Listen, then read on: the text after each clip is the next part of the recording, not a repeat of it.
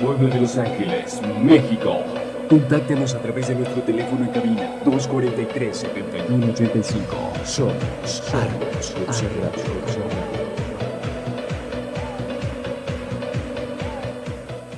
Argoscursa.com SDR LDCB no se responsabiliza por las enseñanzas, comentarios, opiniones o interpretaciones de ley emitidas en los programas de radio. No avala ni garantiza el contenido ni precisamente comparte la opinión del expositor. No certifica o garantiza la autenticidad o veracidad de los títulos o grados académicos con los que se presentan los expositores. Únicamente es un medio de información. La publicidad que promueve el programa es responsabilidad de Argoscursa.com SDR LDCB. La publicidad que promueve el participante del programa, independientemente si interviene en su carácter de locutor, invitado, entrevistado o cualquiera que sea el nombre que se denomine, es responsabilidad del propio participante. Cada comentario es responsabilidad de quien lo emite. Argos Cursa presenta La Hora del licenciado Andrés Mateos, el fiscalista de México. Bienvenidos.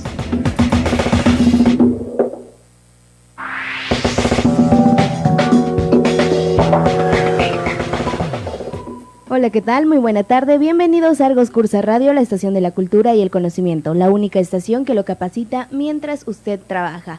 Les recuerdo que nos puede contactar a través de www.argoscursaradio.com para que pueda escuchar este programa en vivo y también pueda visualizarlo a través de nuestras redes sociales en Argos Cursa. A través de Facebook tenemos el video para que también pueda escucharnos y vernos. El programa que tengo el gusto de presentar a continuación es La Hora del licenciado Andrés Mateos, conducido por el licenciado Andrés Mateos. El tema que nos presenta en esta ocasión se denomina Evolución del cuerpo del delito. Así que comenzamos con esta hora. Adelante, licenciado.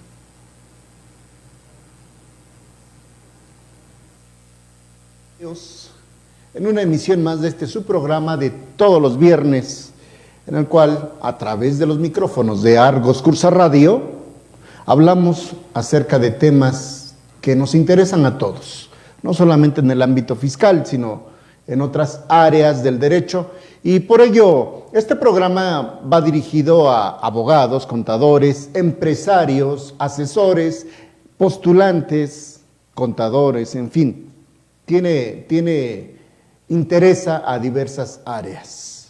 Hoy estaremos hablando acerca de un punto muy importante del derecho penal y del derecho penal fiscal. En consecuencia, también estaremos hablando acerca de una figura que usted seguramente, toda una institución, en nuestro sistema penal, una institución jurídica, el parteaguas de una investigación, un elemento esencial en el auto de vinculación a proceso, anteriormente auto de formal prisión, en las sentencias definitivas, es decir, un elemento de tal importancia que de él depende incluso la privación de la libertad o que una persona quede en libertad por no demostrarse o acreditarse la existencia.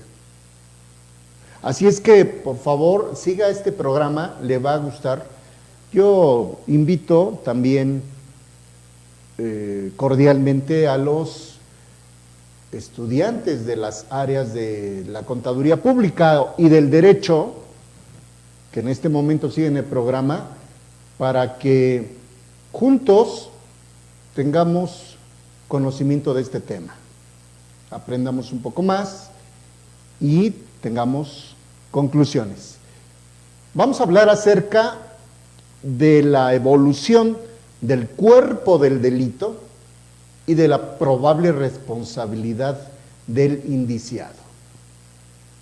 Ese término que hemos escuchado durante muchos años, ¿qué es el cuerpo del delito?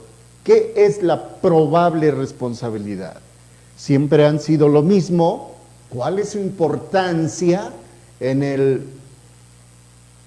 procedimiento penal, en las resoluciones judiciales? En un primer enfoque, ¿qué representa para el fiscal? ¿Qué representa para el juez de control? ¿Qué representa en el juicio? todos aquellos interesados en conocer el derecho penal fiscal, el derecho penal en esencia, la Constitución en cuanto a los elementos del delito, pues les va a interesar este programa, les va a interesar. A mí me parece que todos aquellos que iniciamos en el estudio del derecho penal debemos iniciar también por estas bases. Por ello es que ya les invito a que compartan el video en Argos Cursa Radio. Usted puede seguirnos a través de Facebook, yo lo voy a compartir también ya. A través de Facebook nos puede usted seguir y también compartir el video. En este momento lo vamos a compartir para que usted lo tenga. Ya está, lo puede tomar también de mi página de Facebook. Aparezco como Andrés Mateos S. o a través de Argos Cursa Radio. Muy bien, hoy es viernes en la ciudad de Puebla, transmitimos un calor intenso de primavera y felicito muy cordialmente a todos nuestros amigos por estar con nosotros y seguirnos semana a semana, ¿no? Muchas gracias y mi agradecimiento a todos ustedes. Vamos a iniciar con lo que es el cuerpo del delito. Yo recuerdo que hace tiempo incluso había algunas historias o programas de televisión que se hacía mucha alusión al cuerpo del delito. ¿Qué es el cuerpo del delito? Para nuestro sistema constitucional, vamos a partir desde 1917, 5 de febrero de 1917, la promulgación de nuestra Constitución por el entonces presidente Venustiano Carranza. Y digo porque anteriormente a la Constitución del 17, bueno, ya había, obviamente, normatividad, ya teníamos constituciones desde la de 1812, 1853, pero para efectos del análisis del cuerpo del delito quiero partir de la Constitución de 1917, promulgada por don Venustiano Carranza, como ya dije. Siempre se estableció entonces en su artículo 19 que para que una autoridad pudiera dictar un auto de formal prisión, hoy auto de vinculación a proceso, hoy, debían acreditarse dos elementos básicos: cuerpo del delito y probable responsabilidad del indiciado. Esos fueron los elementos, la estructura constitucional para dictar un auto de formal prisión. Pero, ¿qué es el cuerpo del delito y qué es la probable responsabilidad? Son incógnitas que tenemos que responder. Por cuerpo del delito, de acuerdo al Código Federal de Procedimientos Penales, ya abrogado actualmente, y que en su lugar inició su vigencia el actual Código Nacional de Procedimientos Penales, pues bien, me referiré al código anterior ya abrogado. Estableció en su parte genérica, siempre por cuerpo del delito, los elementos objetivos y materiales que configuran la descripción típica, la descripción normativa de los delitos. Elementos objetivos y materiales. Y por probable responsabilidad se estableció que se demostraba a través de los elementos subjetivos de la conducta. Esto nos lleva a preguntarnos ¿dónde quedan algunos elementos sobre todo cuando hablamos de la conducta subjetiva, de la intención.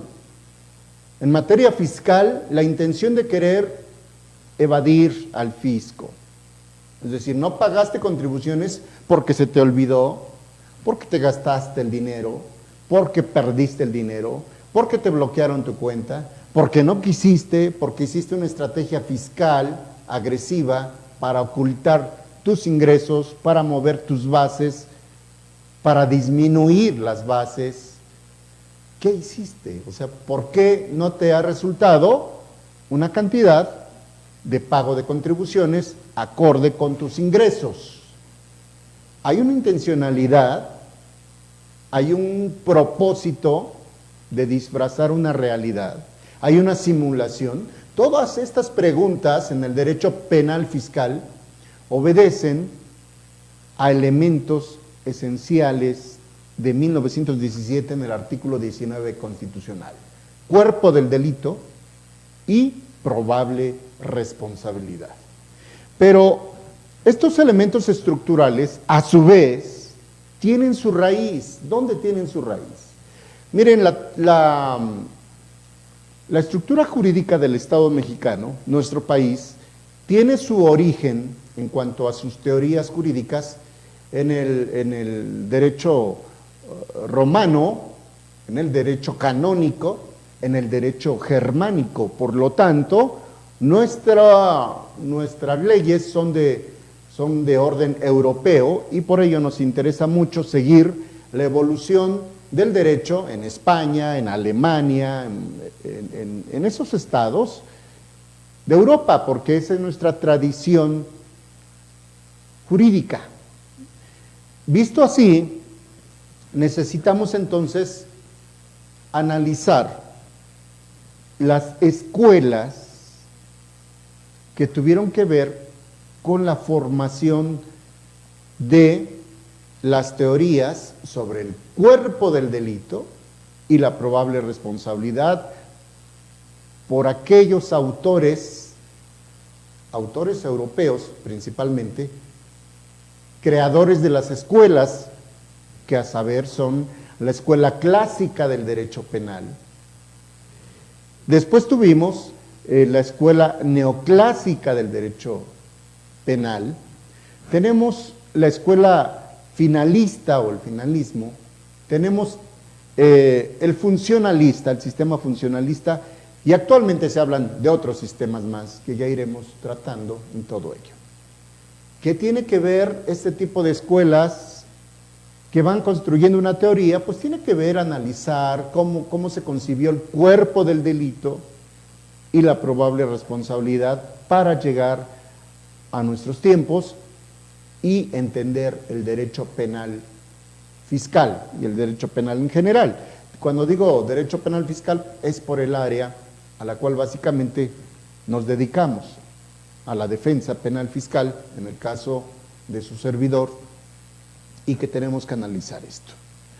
La escuela clásica del derecho penal, los primeros autores de este derecho penal, de estas corrientes, hablaban de una teoría, el causalismo, ¿no? ¿Qué es lo que origina los delitos y cuál es la responsabilidad? El causalismo. Ellos dijeron siempre, la causa de la causa es causa del mal causado. Cuando ellos elaboraron la teoría del causalismo, fíjense que no se ocupaban de estudiar el dolo, la intención que tiene un sujeto de causar un daño o una lesión, en este caso una lesión al patrimonio o a la recaudación de impuestos. La causa de la causa, es causa de lo causado. Únicamente veían la conducta material, ¿no? En lo que elementos de ese tipo. No entraron al análisis de los elementos subjetivos o del dolo en su esencia, de la intencionalidad, de la conducta. Un ejemplo de la causa es causa de lo causado, es que, por ejemplo, si usted quedó de reunirse para comer con un amigo, pongamos así un ejemplo, a las 2 de la tarde, usted llega a tal restaurante para comer, se lleva su auto, se le hizo tarde, ¿no? Y ya va muy deprisa, y hay mucho tráfico, y decide pasarse, porque lo decide, una intención, pasarse la luz amarilla del semáforo, y claro que al pasar la luz amarilla no se percata, viene otro vehículo y colisionan, chocan. A través de ese choque resulta lesionado ese conductor del otro vehículo. ¿Tuvo la intención de pasarse el alto, el semáforo? No la tuvo. ¿Iba a exceso de velocidad o no iba a exceso de velocidad? ¿Previó causar la lesión? ¿Previó causar incluso la muerte del otro conductor? ¿Previó los daños? Todo esto no le interesó a la escuela clásica del derecho penal. Ellos dijeron nada más, bueno, la culpa finalmente es del que iba conduciendo ese vehículo que se pasó el semáforo. Que si hayas querido o no querido, que si ibas en estado, a lo mejor no podías manejar porque te acababas de tomar un medicamento, no previste eso, a lo mejor no tenían licencia, es más, ni siquiera era mayor de edad la persona que iba al volante. Todos esos eran elementos que no importaban a la escuela clásica, únicamente era la conducta. ¿Qué resultó? Pues resultó un delito de lesión, ¿sí? Por lo tanto, hay que castigar al conductor. Pero ese conductor también podía excusarse y decir, momento, pero es que el responsable de esto es la otra persona que me esperaba, que me invitó en el desayuno, porque esa fue la causa. Si esa persona no hubiera realizado esa invitación, yo no hubiera acudido, no hubiera conducido y no hubiera sucedido la conducta. La causa de la causa es causa del mal causado. Fíjense nada más cómo nacen estas teorías, ¿no? Cómo se empezó a tejer y a entretejer nuestro derecho penal, y que es bien interesante. Obviamente que ahí no había mucho que alegar, que discutir, la causa de la causa. Entonces, esta teoría evoluciona para un segundo momento y llegamos a lo que es el estudio de la escuela neoclásica, ¿no? Una nueva corriente sobre estas teorías. Esta nueva corriente empezó a analizar un poco el tema de la culpa, la culpabilidad, ¿no? Pues sí, porque esta persona que iba conduciendo, a lo mejor iba a exceso de velocidad, sí previó que tenía una luz amarilla o que había una banderola y aún así se pasó el alto, a lo mejor no previó el delito, pero sí tuvo la culpa por pasarse ese semáforo. Es decir, hay una conducta, hay una intención o hay una falta de cuidado, hay una falta de previsión al conducir, y entonces eso, claro que tiene un resultado, tiene que analizarse en conjunto. Esto ya viene siendo una nueva teoría. Y en esa teoría tenemos que hablar de el dolo, empieza a aparecer el dolo, la intención que se tuvo, y esa intención puede afectar la culpabilidad o puede afectar el tipo penal. Son dos cosas bien interesantes de analizar. Cuando la intención afecta a la culpabilidad, estamos hablando de un análisis de la conducta, ¿no? La conducta, si no, ¿cómo nos vamos a dar cuenta? Pero cuando el dolo está ubicado en el tipo penal, entonces tenemos que analizar los elementos normativos del tipo penal para saber si se cumplen o no se cumplen. Y esta es una gran división sobre los elementos del cuerpo del delito y de la probable responsabilidad. Veamos. Cuando el dolo se ubicó en la culpabilidad, estamos hablando de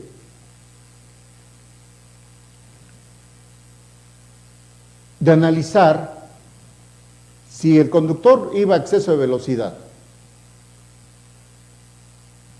Tuvo la culpa, no previó, pero cuando analizamos el dolo en el tipo penal, que es la escuela finalista, tenemos que analizar la visibilidad, si el semáforo está bien ubicado, si existen señalamientos concretos,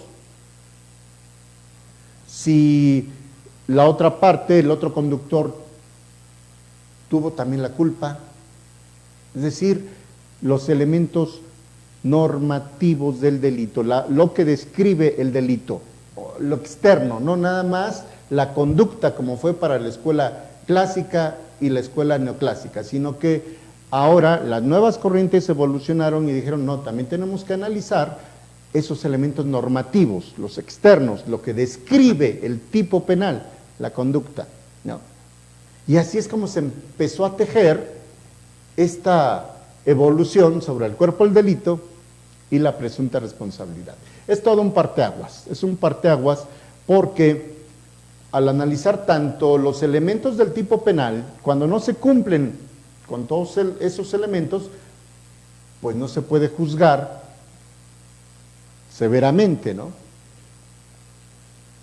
Aquellos tiempos en que no importaba lo que dijera el tipo penal, sino que nada más se atendía al resultado, lo que sucedió, bueno, pues entonces no había forma de propiamente de obtener una defensa, ¿no? La defensa era nula, ¿no? Pues si el resultado es un homicidio, bueno, pues hay un cadáver y no vamos a analizar los elementos normativos, ¿cómo defendemos, no? Esa es la gran evolución en el derecho penal.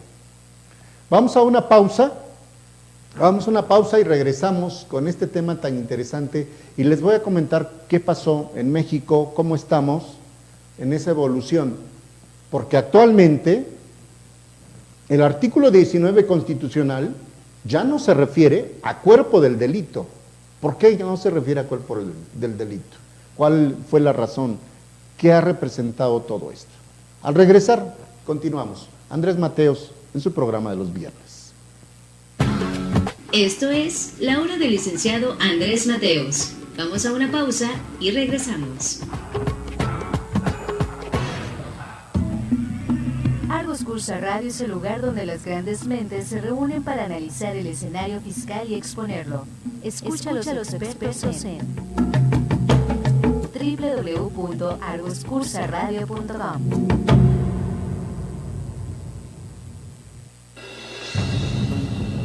Argoscursa.com SDRLDCB es fundada por el Dr. Juan Alberto Carrasco Zamora el 14 de julio del 2008. Como la primera estación de radio por internet especializada para contadores y abogados del mundo de habla hispana.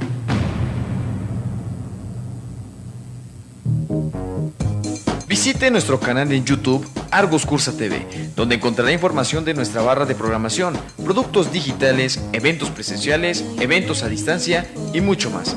Argos Cursa TV en YouTube. En Argos Cursa tenemos la mejor capacitación presencial, en línea y en productos digitales. Comunícate 01802 37 4204. Argos Cursa, somos tu mejor opción. En Argos Cursa contamos con el Registro Nacional de Capacitadoras en el Instituto Mexicano de Contadores Públicos. Conoce los beneficios de la membresía Argos Cursa. Es un reconocimiento a todos nuestros amigos y clientes que consideran la capacitación como la mejor herramienta para actualizarse y crecer profesionalmente. Si aún no la tienes, adquiérela ya. Renuévala al 01800-237-4204. Ventas @argoscursa.com, www.argoscursaradio.com. La mejor forma de actualizarse y crecer profesionalmente todo el año. Membresía Argos Cursa. Seminario Educativo, Inmigración e Inversiones a los Estados Unidos. No deje pasar esta oportunidad y acompáñanos al Seminario Educativo en Monterrey, este 1 y 2 de mayo, de 6 de la tarde a 8:30 de la noche, en el Hotel Camino Real, en Salón Alcatraces, dictado por Don González, abogado de Inmigración e Impuestos de los Estados Unidos por más de 26 años. Regístrese a través de nuestra página de Facebook, Inmigración USA, y envíe un mensaje privado con su nombre completo, correo electrónico y su número de WhatsApp. Recuerde, la entrada es gratuita y con cupo limitado. Manda tu mensaje de texto al Fiscalista de México a nuestro WhatsApp 2227 1197 81. Estás en sintonía en la hora del licenciado Andrés Mateos. Continuamos.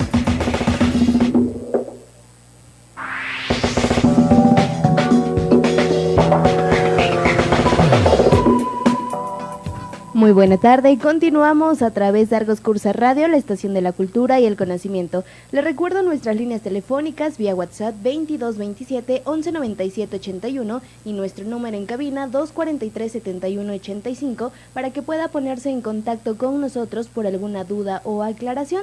Le recuerdo que usted está escuchando la hora del licenciado Andrés Mateos. El tema en esta ocasión se denomina evolución del cuerpo del delito, así que continuamos con este tema. Adelante, licenciado. Muy bien, muchas gracias, amigos. Ya regresamos a su programa de los viernes, siempre agradeciéndole a Argos Cursa Radio y a todo el equipo técnico que hace posible que estemos en contacto cada semana a través de Argos Cursa Radio, a través de Facebook y a través de radio internet. Muy bien, entonces, antes de la pausa, llegamos a una conclusión, que para la escuela clásica y neoclásica siempre se persiguió en el derecho penal la acción y el resultado, ¿no? O sea, ¿qué hiciste y qué resultó? Sin que se tomara en cuenta el elemento subjetivo, la intencionalidad no era elemento importante, únicamente se atendía a la acción y el resultado. Para el finalismo, la escuela finalista, se tomaron en cuenta otros elementos como fueron la intención, ¿no? ¿Tuviste la intención o no? Y miren qué importante es esto, porque vamos a un ejemplo. Usted va a un congreso, hoy que estamos en época de congresos, va a un congreso contable, fiscal, jurídico, y lleva su máquina, su computadora y tiene ahí algunos amigos y resulta que los 4 que están sentados llevan la misma marca, es más, el mismo modelo de máquina que usted llevó, porque está de moda, porque había promoción, porque es la que más funciona, por lo que usted quiera. Y encuentra su máquina, lo único que va a cambiar es el número de serie. Y usted se retira y por equivocación, por error, toma otra máquina, que no es la de usted, por error. Y esto lo va a descubrir hasta que llega a su oficina y abre su máquina y se da cuenta que no es su máquina. ¿Fue un delito de robo? Preguntó. Porque el robo dice actualmente, ¿no? Comete el delito de robo quien se apodera sin consentimiento de un bien mueble ajeno, sin consentimiento y sin derecho, ¿no? De la persona que puede disponer de ese bien mueble, conforme a derecho. Entonces, materialmente, la máquina usted la tiene ya en su oficina. Para la escuela causalista, acción y resultado, eso es un delito de robo, o era un delito de robo. ¿Estamos de acuerdo? Para el sistema o escuela finalista, tiene que analizarse la intencionalidad, ¿no? Si se premeditó llevarse esa máquina, buscar el momento, la ocasión, la distracción, si lo previó, y aún más cuestiones que se analizan, ¿no? Por ejemplo, el estado de necesidad. Si alguien, aún teniendo la intención de llevarse la máquina, estaba en un estado de necesidad porque alguien le amenazó, me tienes que traer esa máquina y si no te causa un daño. Bueno, sí se tuvo la intención, pero a su vez hay un estado de necesidad o excluyente responsabilidad. En fin, muchos temas que tenemos que ir viendo en esa estructura, pero sirva básicamente el hecho de decir eso. hay un error, no hay una intención. Entonces, se regresa a la máquina, ofrece una disculpa y se acabó. No hay mayor problema. Bueno, esto en nuestro actual sistema, pero en otros tiempos era suficiente para decir que se había cometido un delito. ¿Qué pasa en el sistema jurídico mexicano? ¿Qué ha sucedido? Dije al principio del programa que vamos a partir de 1917. En 1917 el artículo 19 constitucional estableció que para el dictado de una auto formal prisión se necesitaba acreditar el cuerpo del delito y la probable responsabilidad. Fíjense ustedes que el cuerpo del delito, dije que siempre se ha entendido el conjunto de elementos objetivos, externos, materiales, ¿no? Para el área contable, por ejemplo, el cuerpo del delito estaría integrado por libros de contabilidad, por los equipos de cómputo, por las facturas, aunque sean electrónicas, o los FDI electrónicos, porque ya la Corte ha dicho que también los registros electrónicos reciben la calificativa de documento, o deben entenderse como un documento también, entonces son documentos. Los estados de cuenta que le envía el banco, los recibos, todo esto que es visible, que es material, integraría el cuerpo del delito. La contabilidad, el 28 del Código Fiscal de la Federación. Por eso es tan difícil que el 28 del Código Fiscal no nos da una definición de lo que es la contabilidad, sino básicamente nos da conceptos que se entiende o que comprende la contabilidad, pero no nos da una definición. Como tampoco el Código Fiscal define qué es un impuesto, ¿no? Elementos difíciles en el campo fiscal. Pero bueno, nos alejamos hoy de estos dos comentarios. Eso es el cuerpo del delito, elementos objetivos, materiales, externos. Para otro tipo de delitos, bueno, la existencia de, no sé, armas blancas con las cuales se provocó un delito de lesiones, un arma de fuego, la existencia mismo de un cadáver, un auto en el cual se dice que alguien con uso de un vehículo llevó a cabo un delito de asalto, de robo, en fin, el daño en propiedad ajena, pues con el bien que se encuentra dañado, todo esto constituyen elementos objetivos y materiales y por lo tanto conforman el cuerpo del delito. Esa es una parte. La otra parte es un nexo psicológico entre el autor del delito y el resultado obtenido.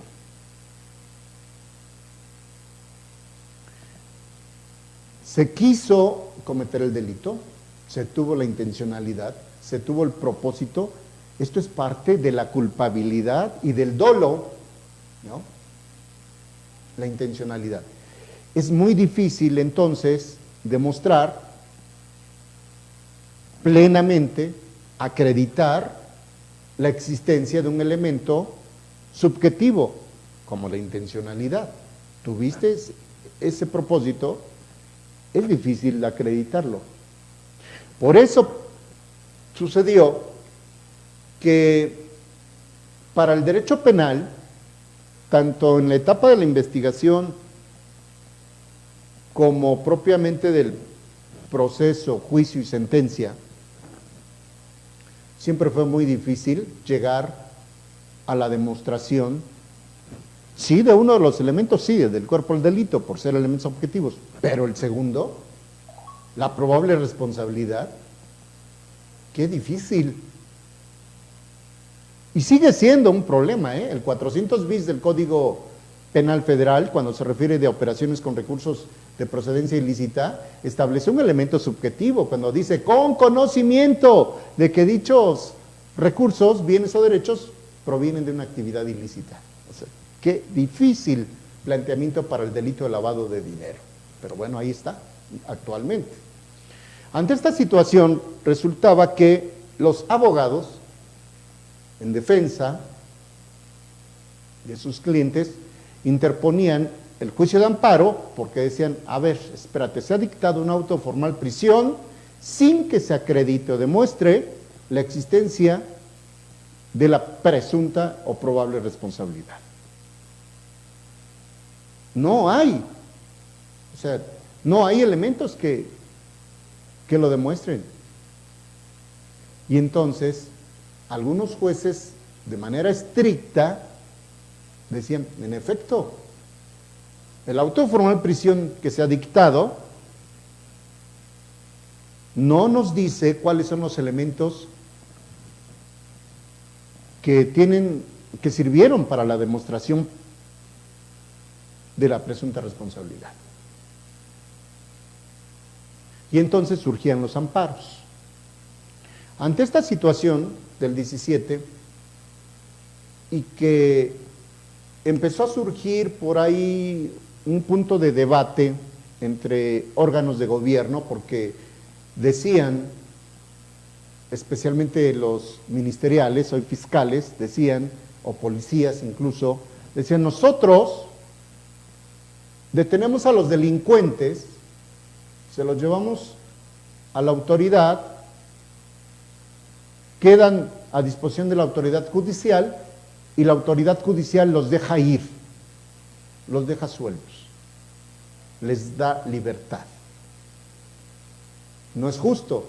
Y entonces la autoridad judicial decía, nosotros no tenemos la culpa de que ustedes no hagan bien las cosas, no integren correctamente sus averiguaciones previas, en ese entonces, hoy carpetas de investigación, y entonces nosotros tengamos que dejarlos en libertad.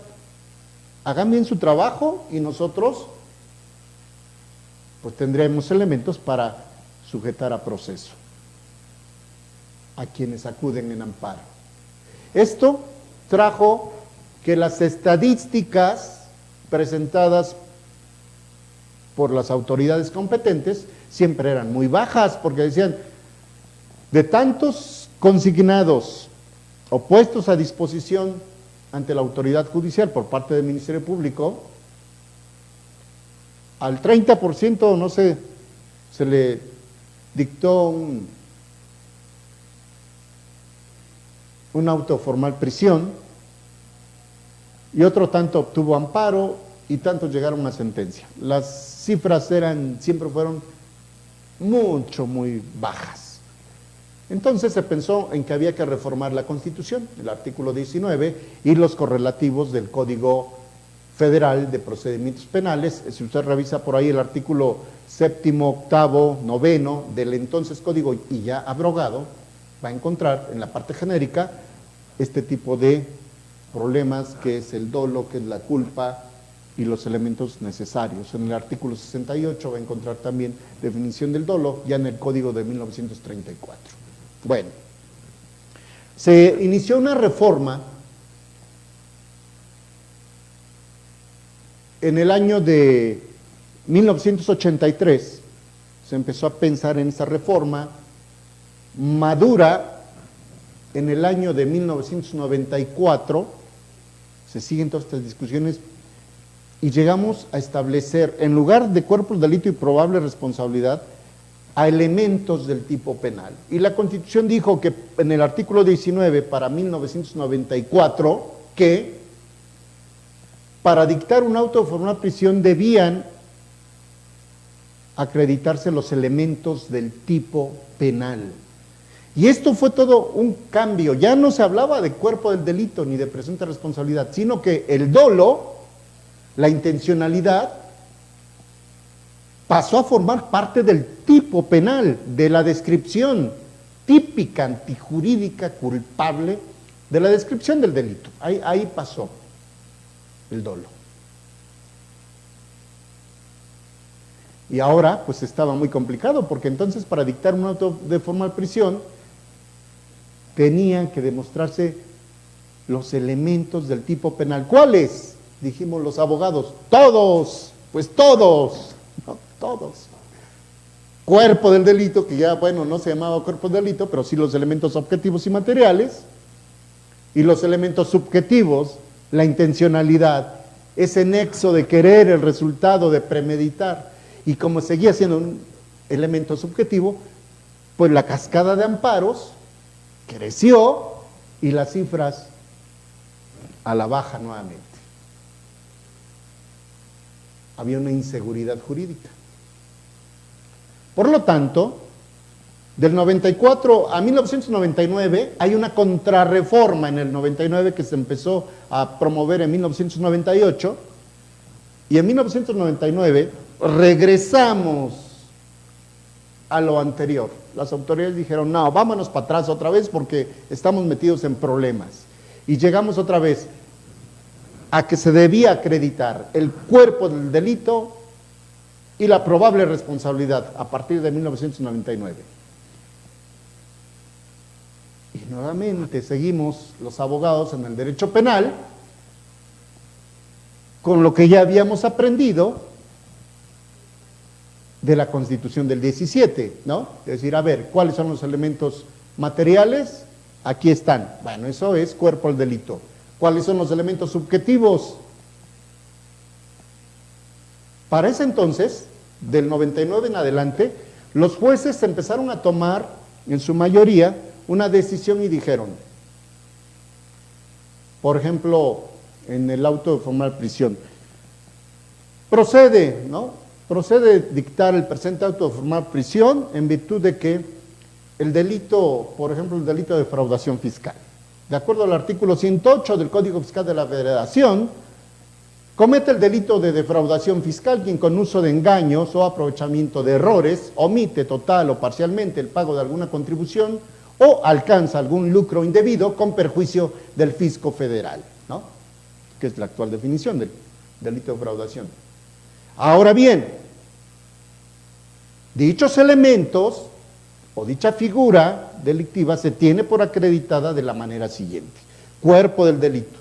El cuerpo del delito entendiendo o quedando comprendidos los elementos externos, objetivos y materiales del ilícito. Situación que se demuestra con lo siguiente. 1, punto y guión, concitatorio de fecha de tal año, ¿no? Emitido por tal autoridad, mismo que obra en la averiguación previa a tal foja.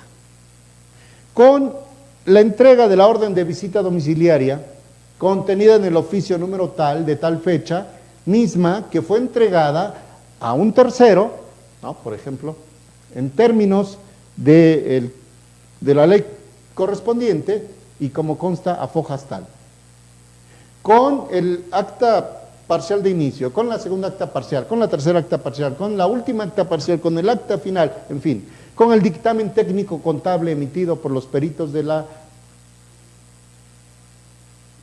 Servicio de Administración Tributaria, Administración General de Auditoría Fiscal, con el dictamen emitido por parte de los peritos de la Procuraduría General de la República, en ese entonces, ¿no? Hoy Fiscalía. Con esto, es decir, todo el expediente ahí va, ¿no? Con los formatos tal, exhibidos por el contador o el tercero, todo lo que fuera material. Ok, ya tenía su lista de 40 puntos, cuerpo del delito. Y probable responsabilidad, ahora ¿cómo le vas a hacer? Decíamos, ¿no?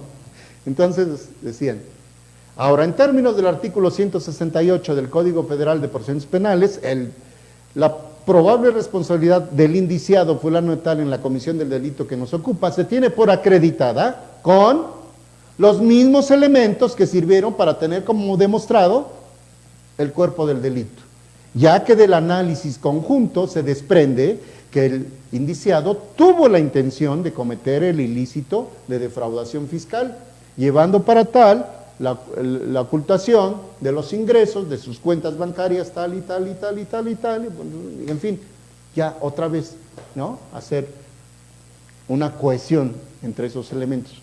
Por lo cual, en conclusión, sí se tuvo la intención por parte del contribuyente, de cometer el delito en perjuicio del fisco federal. Bien. La Corte por ese entonces empezó a emitir jurisprudencias diversas y además el mismo Código Federal de Procedimientos Penales en su artículo 134 estableció que para el dictado de un auto de formal prisión no era necesario demostrar el cuerpo del delito, como tampoco era necesario demostrar la presunta responsabilidad, toda vez que, y además sigue siendo ese criterio vigente, toda vez que la resolución plena, la demostración plena, o el acreditamiento, como quisiera usted llamarle, son materia de la sentencia, de un juzgamiento, no son materia de una etapa de investigación. O sea, es una etapa inicial de investigación o complementaria en donde no es necesario demostrar plenamente. Basta la existencia de elementos materiales normativos o subjetivos que hagan fundadamente presumir que una persona cometió un delito o participó en la comisión del mismo, como lo establece hoy el 19 constitucional. No es necesario demostrarlo para dictar hoy un auto de vinculación a proceso, en ese entonces un auto de formal prisión, sino solamente se necesitan elementos y la presunción. Así se estableció. Aún así, los defensores continuamos alegando en amparos que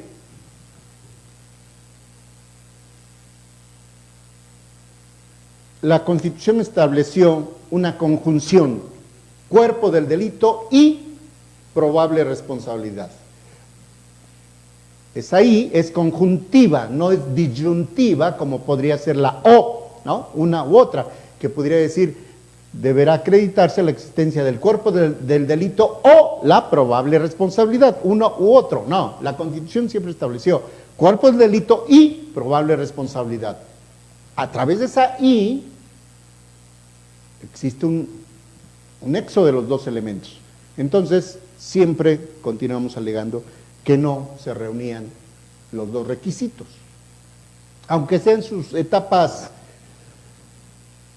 elementales, primarias, no había elementos. Y esto siguió ocasionando la discusión entre el Poder Ejecutivo y el Poder Judicial. Nosotros investigamos, decía el Poder Ejecutivo, y ustedes, Poder Judicial, los dejan en libertad. Y las excusas, ¿no? Poder Judicial, hagan bien su trabajo, Poder Ejecutivo, autoridades que procuran justicia, procuradurías de los estados o fiscalía, en ese entonces Procuraduría General de la República, integren muy bien sus averiguaciones o sus carpetas y las autoridades judiciales podrán desempeñar mejor su papel. Bueno, como esto siguió afectando políticamente a las cifras sobre control de la delincuencia, se llegó a otra decisión. Y dijeron, bueno, entonces, ni cuerpo del delito, ni probable responsabilidad, ni elementos del tipo penal, punto, todo eso ya pasado, no sirve. Vamos a hacer algo más sencillo. ¿Qué vamos a hacer? Tal vez, ¿no? Fue la pregunta. ¿Qué vamos a hacer? Lo que hoy tiene nuestro artículo 19 de la Constitución son, como requisitos para dictar un auto de vinculación a proceso, la existencia de datos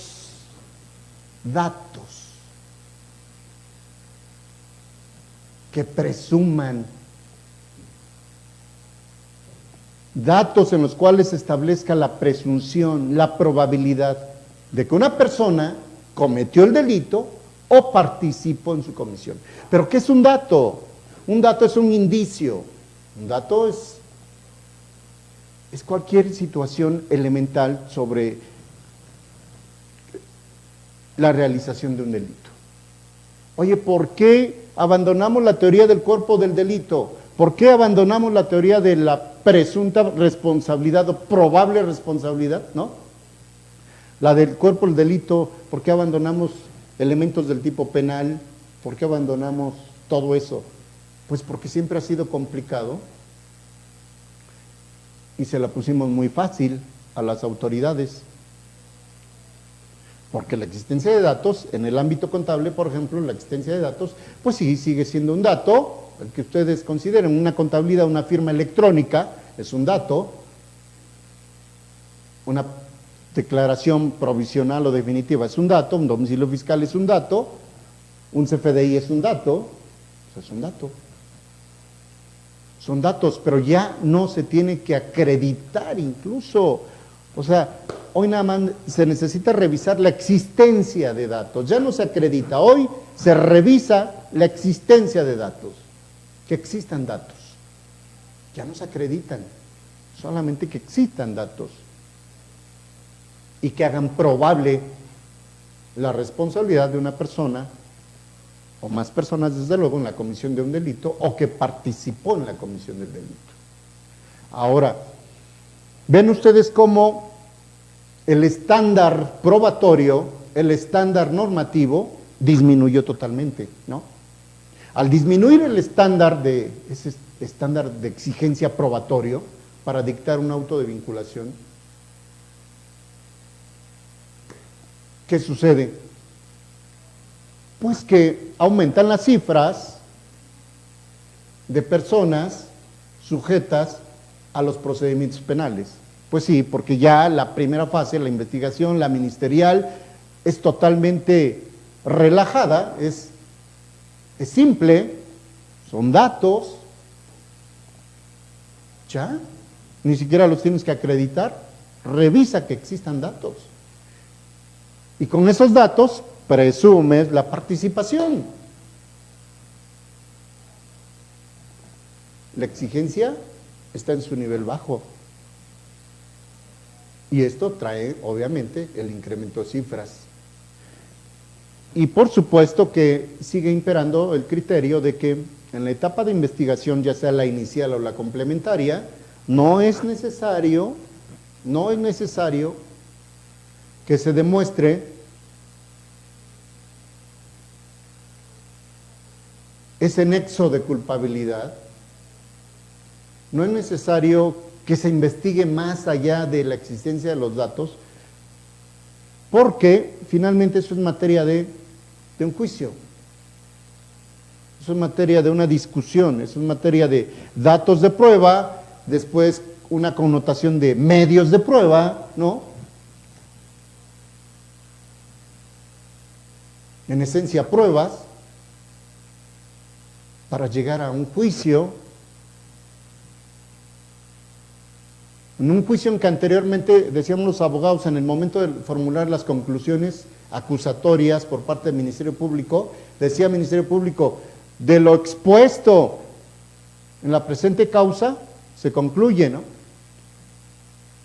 que la defensa no logró desvirtuar los elementos materiales, sustanciales, como son el cuerpo del delito, y los subjetivos que acreditaron la presunta responsabilidad. Toda vez que no se desvirtuó ni la participación, ni que no se haya cometido el delito, y entonces, al lugar a acusar y se solicita, se imponga a fulano tal, la pena de tantos años de prisión, ¿no? Por su parte la defensa siempre externó, no al lugar a acusar, toda vez que hasta la fecha quedaron desvirtuados, desvanecidos los elementos por los cuales el Ministerio Público ejercitó la acción penal y posteriormente se libró la orden de aprehensión, por ejemplo, o se dictó el auto de formal prisión, pero con tales diligencias y pruebas se desvanecen, ¿no?, sin que hasta el momento se hayan aportado nuevos elementos de prueba por parte del Ministerio Público. Así se decía más o menos en un sistema anterior al vigente. Hoy, bueno, la teoría del caso, los alegatos de apertura, los alegatos de clausura, los interrogatorios, bueno, todos son medios o técnicas y medios que se manejan para la defensa y que impactarán en la resolución definitiva, pero partimos ya de otra connotación constitucional. Esto es obviamente un tema para seguir estudiando, fue únicamente una reflexión que quise mostrar este día para aquellas personas interesadas, también para los estudiantes de Derecho, especialmente interesados en la institución cuerpo del delito, probable responsabilidad, elementos del delito, elementos del tipo penal, en fin, todo esto que converge con la responsabilidad, la culpabilidad y las corrientes, las escuelas del derecho penal, que siempre es bien importante conocerlo. Agradezco a ustedes su atención, nos escuchamos y nos vemos la próxima semana, viernes. Muchas gracias, hasta pronto.